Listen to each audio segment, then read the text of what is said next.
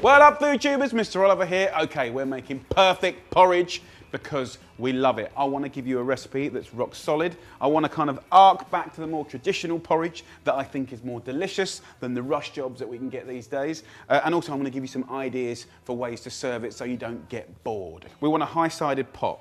We want to get it on a medium heat. I'm going to use a large builder's mug here. I'm going to use the coarse porridge oats.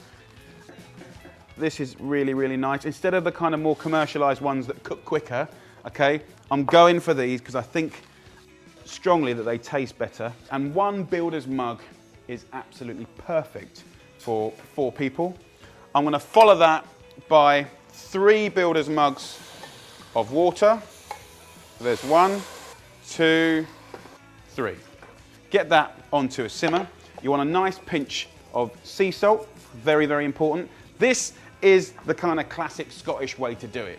Water, 3 parts to 1 part beautiful, lovely, organic rolled porridge oats. Also, I'm using the back end of a wooden spoon, but they would have it almost slightly more ornate, like a drumstick, and the kind of embellishments at the end, they'd hold like that, and they would just stir it like this all the time. A little bit thicker than this, and that was called spurtle, okay? Right, and I brought that to the boil now. Just have a look at that. Once we've got that, let's turn it right down. I don't want to rush it, okay? And I want to cook that for 10, 15 minutes. So it goes from being grains of rolled oats to this beautiful, homogeneous, gorgeous, thick, non-lumpy porridge.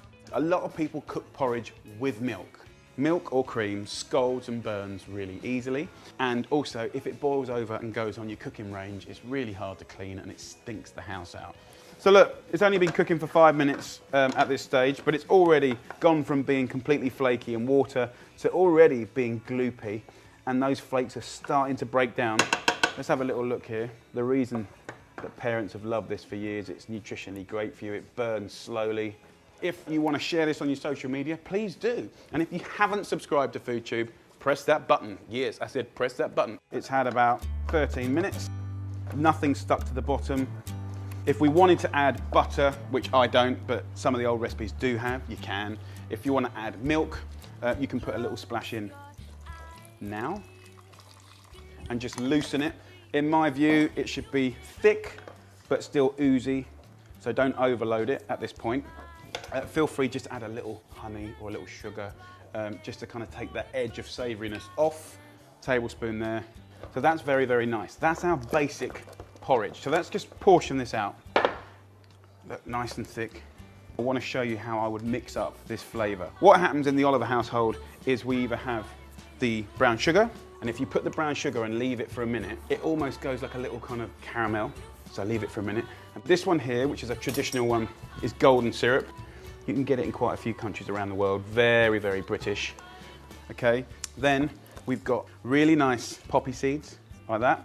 Desiccated coconut, very nice. A little pinch of cinnamon, not too much. And a banana. Just mash up. Really, really nice. So mix that up in there, and we can just finish that off with a few bananas and a little honey. Very, very nice. One of the things that my wife does, she'll do a little 1-minute stewed fruit. She'll just throw a handful into a bowl. Just add a little bit of sugar. If the fruit's really good and in season, you won't really need it. If it's a little bit more sour, add a little sugar and just mush up and squash it.